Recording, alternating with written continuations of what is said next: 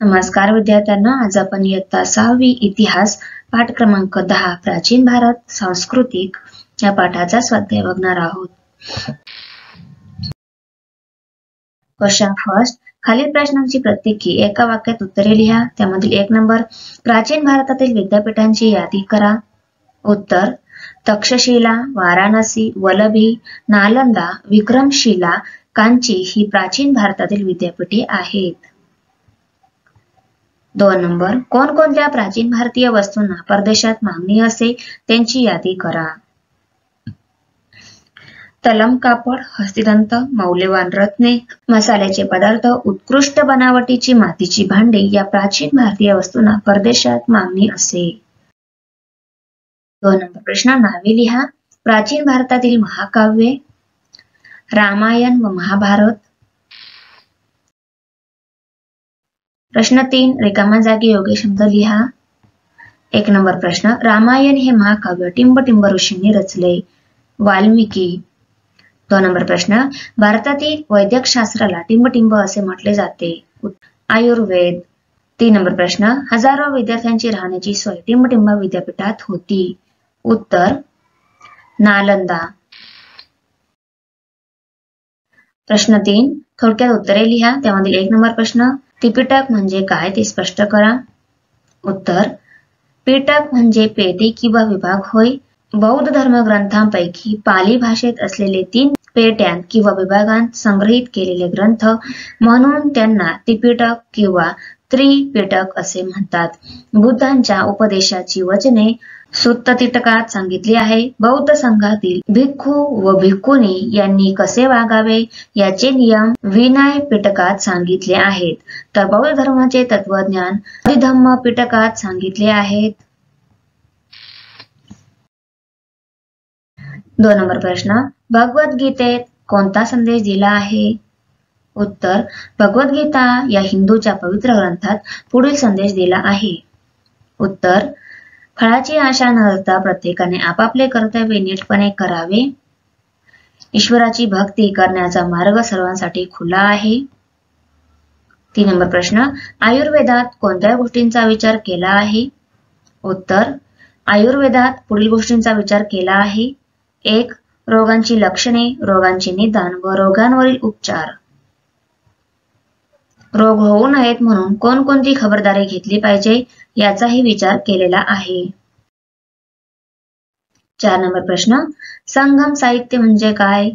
उत्तर, दक्षिण भारतात विद्वान साहित्यकांच्या सभा वेगवेगळ्या कालखंडात भरवल्या गेल्या त्या सभांना संगम असे म्हणतात. या सभांमध्ये विद्वानांच्या चर्चा होऊन जी साहित्य निर्मिती झाली त्याला संगम साहित्य असे म्हणतात. तमिळ भाषेतील या संगम साहित्यातून दक्षिण भारतातील प्राचीन काळातील राजकीय व सामाजिक जीवनांची माहिती मिळते. 4 नंबर प्रश्न, चर्चा करा. मौर्य आणि गुप्त काळातील स्थापत्य व कला. मौर्य आणि गुप्त काळात भारतीय स्थापत्य व अन्य कला यांचा उत्कर्ष झाला. अशोकाच्या काळात विविध ठिकाणी दगडी स्तंभ व स्तूप उभारला गेला. मौर्य व गुप्त काळातील ही स्थापत्य व शिल्पकला पुढे अजिंठा, वेरूळ इत्यादी ठिकाणच्या लेण्यांतून विकसित झालेली दिसून येते. गुप्त काळात मूर्तिकलेचा विकास झाला. मंदिर स्थापत्य व धातुशास्त्र यांतही प्रगती झाली. प्रश्न 5, तुम्ही काय कराल. त्यामधील 1 नंबर प्रश्न, आयुर्वेदिक उपचार याविषयी माहिती मिळवून तुम्ही आपल्या दैनंदिन जीवनात त्याचा कसा वापर कराल. उत्तर, आयुर्वेदातील उपचार पद्धतीमध्ये वनौषधी, वनस्पतीजन्य औषधी, आहाराविषयक नियम, व्यायामाचे विविध प्रकार आणि त्याद्वारे शरीरातील नैसर्गिक प्रतिकारशक्ती वाढविण्यावर भर दिला जातो. आयुर्वेदानुसार एका वर्षाची वसंत, ग्रीष्म, वर्षा, शरद, हेमंत व शिशिर अशा 6 ऋतूंमध्ये विभागणी केलेली आहे. त्या ऋतूंमधील होणाऱ्या वातावरणातील बदलांमध्ये आपला आहार विहार कसा असावा याचे फार उत्तम वर्णन आयुर्वेदामध्ये केलेले आहे.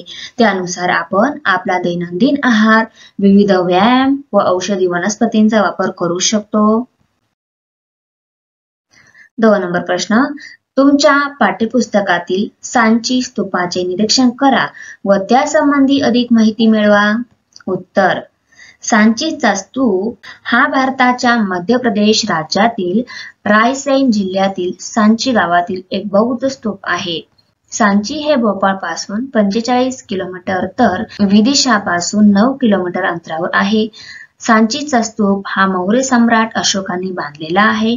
या सांचीच्या स्तूपाच्या माथ्यावर छत्रावली आहे. इसवी सन पूर्व 1 शतकात सातवाहन साम्राज्याच्या कालखंडात या स्तूपाच्या बाजूने भव्य शिल्पांकित अशी तोरणे बांधली गेली आणि त्या स्तूपाभोवती प्रदक्षिणा घालण्यासाठी एक सुंदर प्रदक्षिणापथ तयार करण्यात आला. इथल्या तोरणांवर गौतम बुद्धांच्या आयुष्यातील विविध प्रसंग कोरलेले आहेत. सांची इथली ही तोरणे आणि त्यावर केलेली शिल्पकाम उत्तम प्रकारे केलेले आहे. या तोरणांवर असलेल्या ब्राह्मी लिपीमधील शिलालेखानुसार महाराष्ट्रातील कोना आनंद नावाच्या व्यापाऱ्याने यासाठी देणगी दिल्याचा उल्लेख आढळतो. प्रश्न 6. पुढील प्रसंगी तुम्ही काय कराल? तुम्ही सहलीला गेल्यावर तुमचा मित्र तेथील ऐतिहासिक स्मारकावर त्याचे नाव लिहित आहे. उत्तर, ऐतिहासिक स्मारक पाहण्यासाठी गेलेल्या आमच्या सहलीतील माझा मित्र त्या स्मारकावर त्याचे नाव लिहित असल्याचे दिसल्यावर मी त्याला तसे करण्यास प्रथम मनाई करेन. नंतर त्याला ऐतिहासिक स्मारकांचे महत्त्व समजावून सांगेन. अशा ऐतिहासिक स्मारकांचे जतन करणे हे आपले कर्तव्य असल्याचे त्याच्या लक्षात आणून देईन. असे कृत्य करणे हा कायद्याने गुन्हा आहे व त्याबद्दल शिक्षाही होऊ शकते हे त्याच्या निदर्शनास आणून देईन. तरीही त्याने ऐकले नाही तर मग ही बाब मी आमच्या शिक्षकांना सांगेन.